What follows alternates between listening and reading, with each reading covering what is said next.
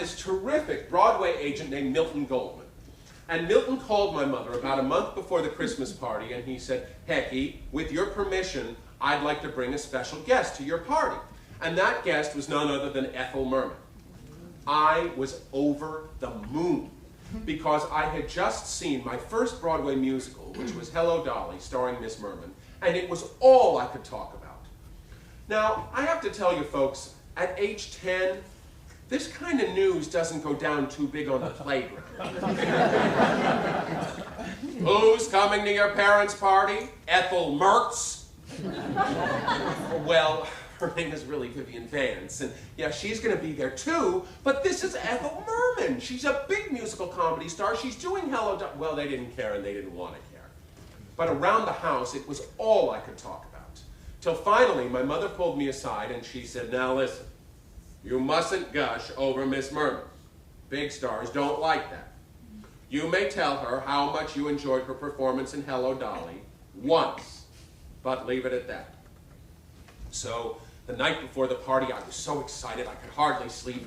And that morning, I was so nervous, I could barely button the buttons in my little Christmas vest. And as Miss Merman arrived, I went up to her and I said, how do you do, Miss Merman? It's really a pleasure to meet you. I really enjoyed your performance in Hello, Dolly, and my mother would like to know if I could fix you a drink. And in that booming voice you could hear in the second balcony of any Broadway theater, she said, sure, kid! I'll have a martini.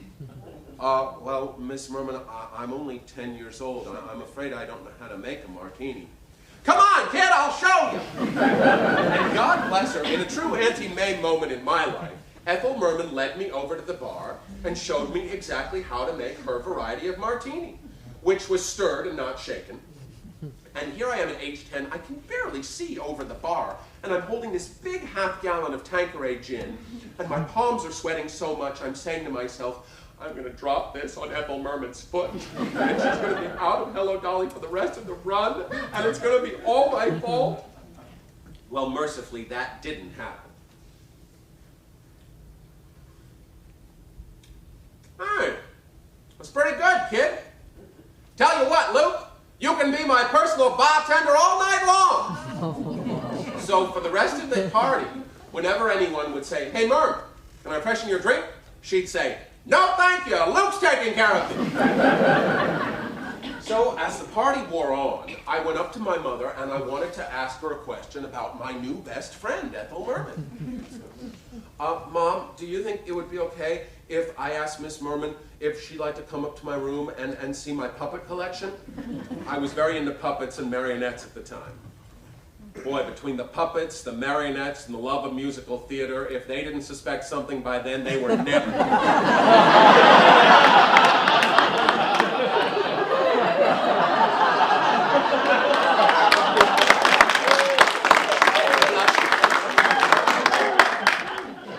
But Mom was great in her response. She said, now, my darling, you may ask her, but you have to understand that Miss Merman is a very important lady.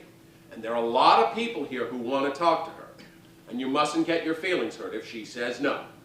So I understood the ground rules. I waited for an appropriate moment. I think Miss Merman was just leaving the loo.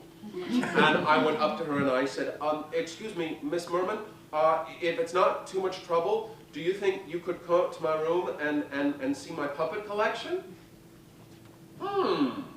Well, maybe. Oh, it's all right. You don't have to. I know you're a very important lady and a lot of people here want to talk to you. It's okay. And I went away with my tail between my legs, but I got over it pretty quickly, the way kids do. Well, about 20 minutes later, Milton Goldman came in and he said, hey, Merm, come on, get your coat. Limo's almost here. And she, wait a minute, Milton. I gotta go upstairs and see Luke's puppets. So she came upstairs, and I just gave her the nickel tour instead of the dollar tour. I only showed her the top 5 instead of all 55. And a week later, she sent me a lovely Christmas card with a note saying, Dear Luke, thank you for taking such good care of me at your parents' party. Merry Christmas and love, Ethel Merman. She will forever have a tender place in my heart, and I still know how to make a fabulous martini.